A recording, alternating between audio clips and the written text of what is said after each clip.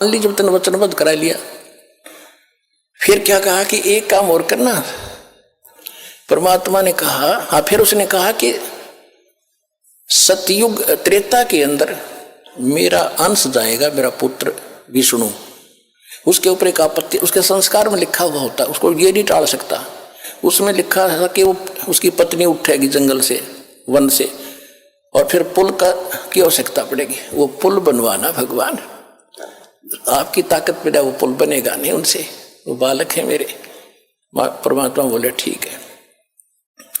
फिर द्वापर युग में उसने पता करा कि मेरा वो श्री कृष्ण जो है मेरा पुत्र जाएगा विष्णु, और वो फिर एक राजा इंद्रदमन राजा को दर्शन देकर समुद्र के किनारे एक मंदिर बनवाओगा जगन्नाथ मंदिर नाम से।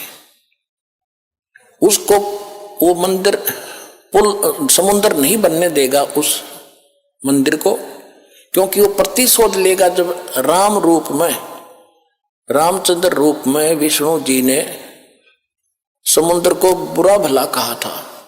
कैसे कहा था कि जब पुल बनाने की आवश्यकता पड़ी, सीता जी का पता लग गया कि रावण के 9 लखे बाग में है, मान नहीं रहा है, युद्ध के करके ही ली जा सकती है। युद्ध करने के लिए सेना पार करनी थी, पुल बनाना अनिवार्य था। 3 दिन तक श्री रामचंद्र जी इतिहास में, उनकी रामायण में,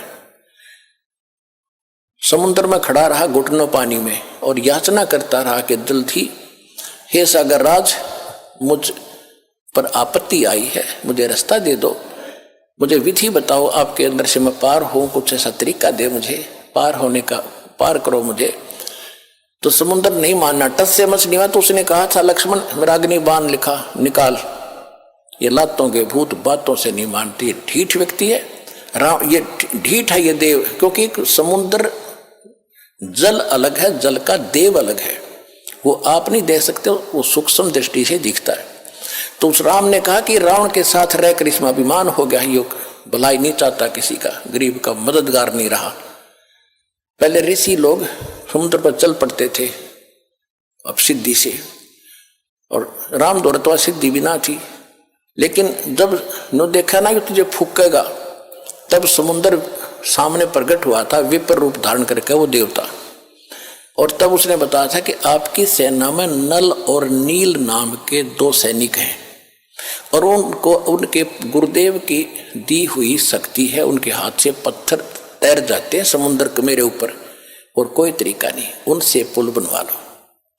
अब वो नल नील कौन थे? त्रेता युग में परमात्मा 4 युग में आए हैं। सतयुग में सत सुकृत का टेरा, त्रेता नाम मुनिंदर मेरा, द्वापर में करुणा में कहाया, और कलयुग नाम कबीर धराया। तो मुनिंदर नाम ऋषि से आए थे।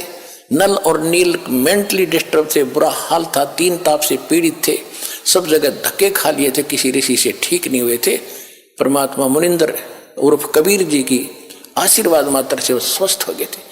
उसके बाद उनकी अटूट श्रद्धा बन गई थी, और वो जब समुद्र में कपड़े कुपड़े धोने जाते थे, वो भोले भाले गने थे, डूब जाते थे, बह जाते थे, बर्तन रह जाता एक आधा। फिर ये लंबी कथा है, आज विषय दूसरा है। तो परमेश्वर कबीर जी ने नल नील को आशीर्वाद दे दिया था कि तुम्हारे हाथ से बेटा अब कोई वस्तु जल में नहीं डूबेगी। तो वो उनके पास वरदान मालिक का था, तो हल्दी की गांठ से ऊपर सारी पाके गए। नल नील ने उस दिन अपनी महिमा इतनी मान ली, गुरु जी भी भूल गए, याद नहीं किया परमात्मा को। और रामचंद्र के पूछने पर भी क्यों तुम्हारे पास वो ताकत है? कहाँ जी है। तो तब कहा दिखाओ, परीक्षण करो। वो पत्थर ठाकर रखे, दोनों डूब गए, दोनों आके फिर ठाक रखे, फिर डूब गए। जब समुद्र ने कहा कि तुमने अपना गुरु जी भूल गए, मूर्खो, याद करो, गुरु भूल कर तुम कैसे सफल हो गए। तब उनको याद किया वो वचन जो उसने भराया था कि मेरा पुत्र जाएगा, पुल नहीं बनेगा बनवाना। मुनिंदर ऋषि वहां परमात्मा ऋषि रूप में प्रकट हुए, और तब कहा था कि जाओ ये पहाड़ जो है ना, ये 7 वाला पहाड़, इसके चारों तरफ मैंने एक रेखा खींच दी है सोटी से, इसके बीच के पत्थर उठाओ, सब हल्के हो गए। नल नील जो कारीगर भी थे वो सिर्फ उनको छोल छाल के फंसावे थे, बाकी पत्थर हल्के करे थे कबीर भगवान। ये भी ध्यान से सुन लेना। ये तत्व ज्ञान है पुण्यात्मा। जो कथाएं तुम सुना करते आप जी, अब ये इनका एक सिर, सब सिरे चढ़ेंगी। कथाएं सुन रखी थी, सिर पैर नहीं था इनका।